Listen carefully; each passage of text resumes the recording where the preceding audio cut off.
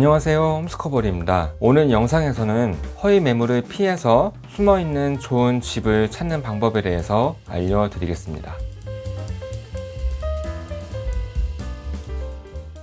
부동산 어플에서 마음에 드는 매물 광고를 보고 부동산에 연락했는데 해당 매물은 이미 계약이 되었다는 얘기를 한 번쯤은 들어보셨을 것 같아요. 물론 문의했던 그 매물이 정말 계약이 되었을 수도 있지만 허위 매물이었을 가능성도 있습니다. 허위 매물이란 과장된 사진 촬영 또는 실제와 다른 저렴한 가격으로 광고를 하거나 실제로는 없는 매물을 있는 것처럼 광고하는 걸 말하는데요. 허위 매물을 광고해놓고 손님이 방문하면 여러 이유들을 둘러대면서 다른 매물들을 보여주는 것이죠. 허위 매물은 원룸을 찾는 분들에게도 많은 불편함을 줍니다. 오늘은 허위 매물을 피하는 방법에 대해서 얘기해 보겠습니다. 여러분이 부동산 어플을 이용할 때 이런 매물이 광고에 올라와 있다면 허위 매물이라고 생각하고 피하시는 게 좋습니다. 첫 번째, 시세보다 너무 저렴한 매물은 피하세요. 지역마다 편차가 있지만 보통 서울의 원룸은 보증금 1천만 원, 월세 50만 원 정도는 합니다. 그런데 부동산 광고를 보면은 100에 30, 200에 25처럼 정말 이 가격이 맞나 싶을 정도로 저렴한 매물들도 광고에 올라와 있는데요. 이렇게 가격이 터무니없이 낮은 매물들은 허위 매물일 가능성이 굉장히 높습니다. 물론 반지하거나 연식이 굉장히 오래되었다면 시세보다 훨씬 저렴할 수 있어요. 그런데 별 이유 없이 가격이 훨씬 저렴한 매물이 있다면 그건 허위 매물일 가능성이 굉장히 높아요. 어떤 집주인도 손해를 보면서까지 적정 시세보다 훨씬 저렴하게 매물을 내놓지는 않으니까요. 두 번째, 소품으로 예쁘게 꾸며진 사진이 올라온 매물은 피하세요. 가격도 시세보다 훨씬 저렴한데 모델하우스처럼 예쁜 소품으로 가득 차 있는 사진이 올라왔다면 그 매물은 허위 매물일 가능성이 굉장히 높습니다. 이런 사진들은 부동산에서 소품을 챙겨가서 예쁘게 꾸며놓은 상태로 촬영을 했기 때문에 나올 수 있는 거예요. 광고에 올라와 있는 사진은 굉장히 예쁘지만 실제로 저 매물을 보러 가면 좁고 허름한 경우가 대부분입니다. 세 번째, 다른 지역의 중개사무소에서 올린 매물은 피하세요.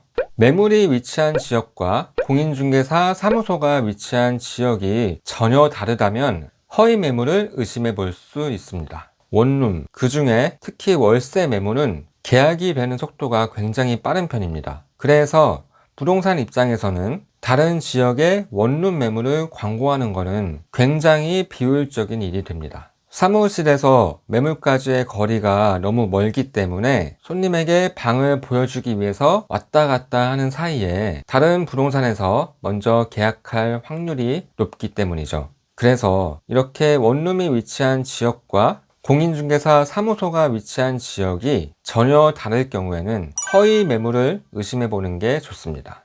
네 번째, 무조건 방문하라고 하는 부동산은 피하세요. 부동산 어플을 보다가 괜찮은 원룸이 있으면 부동산에 연락해서 해당 매물에 대해서 문의를 할 텐데요. 이때 부동산에서 해당 매물이 남아 있는지를 확인하는 과정 없이 무조건 보러 오라고 하는 경우에는 허위 매물을 의심해 볼 수 있습니다. 대부분의 임대인들은 빨리 계약하길 원하기 때문에 여러 부동산에 매물을 내놓습니다. 그렇기 때문에 제대로 일하는 부동산이라면 매물 문의가 오면 집주인에게 전화해서 아직 매물이 남아있는지 확인하고 연락드릴게요 라고 얘기하는 게 일반적입니다. 그런데 이런 과정 없이 무조건 보러 오라고 하는 경우에는 허위 매물을 의심해 보는 게 좋습니다. 간혹 좋은 집을 찾기 위해서 부동산 어플만 계속해서 보시는 분도 있는데요. 부동산 어플만 이용해서는 숨어있는 정말 좋은 집들을 찾아내기란 쉽지 않습니다. 부동산 어플에는 올라와 있지 않고 부동산에 직접 방문해야만 볼 수 있는 숨어있는 좋은 매물들이 꽤 많기 때문입니다. 실제로 부동산들은 정말 좋은 매물들은 광고에 올리지 않는 경우가 꽤 많습니다. 근데 좋은 물건인데 왜 광고에 올리지 않는 걸까요? 이건 중개사 입장에서 생각해보면 왜 그런지 알 수 있습니다. 중개인이 임대인에게서 매물을 접수받았는데 딱 보니까 가격도 저렴하고 넓고 컨디션도 괜찮은 매물이에요.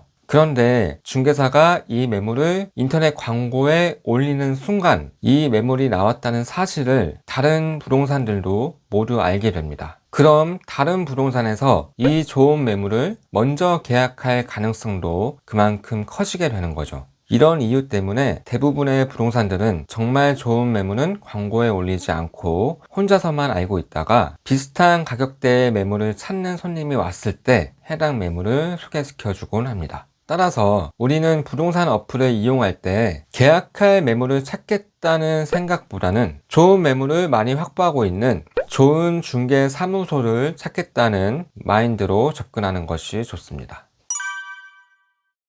부동산 어플에서 마음에 드는 매물을 발견했다면 이제 그 매물을 올린 부동산에 연락을 해야겠죠. 중개사와 연락이 닿으면 어떤 매물을 받는지와 자신이 원하는 조건을 얘기하고 적합한 매물이 있다고 하면 방문 가능한 일정을 정해서 부동산에 방문하면 됩니다. 그런데 중개사에게 내가 원하는 집의 조건을 얘기할 때 주의해야 할 점이 있습니다.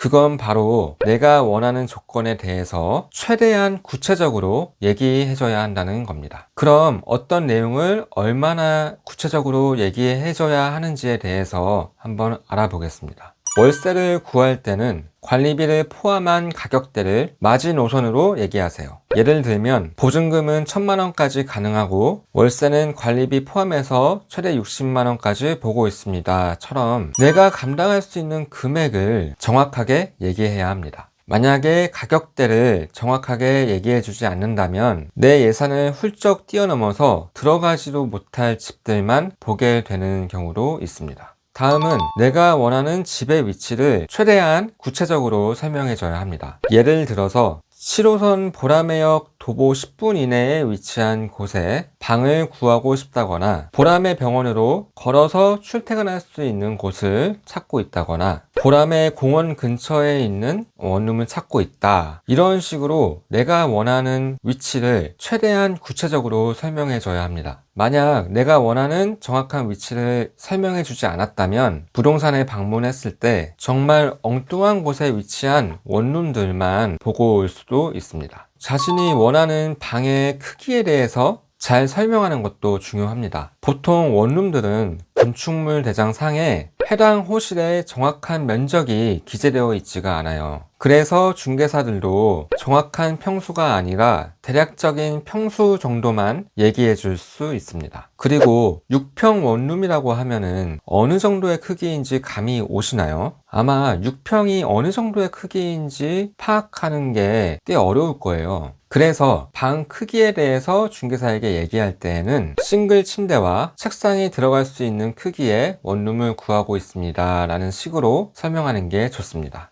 혹은 연식이 좀 있더라도 넓은 걸 선호합니다 정도라도 얘기해 준다면 중개사도 최대한 넓은 크기의 원룸을 보여주려고 노력할 거예요. 내가 이사할 수 있는 날짜도 정확하게 이야기해 줘야 합니다. 만약 날짜가 확실하게 정해지지 않았다면 늦어도 언제까지는 입주해야 한다라고 대략적인 날짜라도 알려줘야 합니다. 중개사의 입장에서 봤을 땐 이사 날짜가 확실히 정해지지 않은 손님은 기피 대상인데요. 왜냐하면 이사 날짜가 정확히 정해지지 않은 손님은 그냥 여러 집들을 구경만 하고 계약은 하지 않을 확률이 높기 때문이죠. 그래서 이사 날짜를 정확히 알려주지 않았을 경우에는 중개사가 매물을 보여주는 걸 꺼려할 수도 있습니다. 그리고 팁 하나를 더 드리자면요. 이사해야 하는 날로부터 약 한 달 전에 부동산에 방문하시는 게 좋습니다.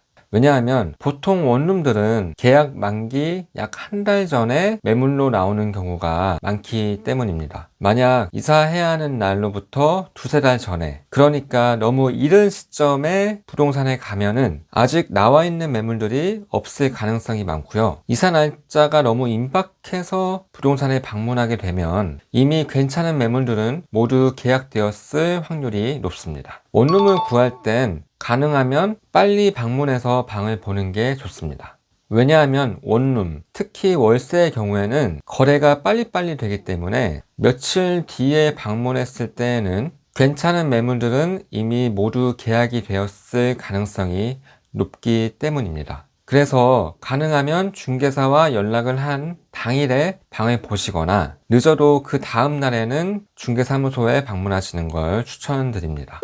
오늘 준비한 내용은 여기까지입니다. 다음에도 여러분이 집을 찾는데 도움이 되는 좋은 콘텐츠로 찾아뵙겠습니다. 감사합니다.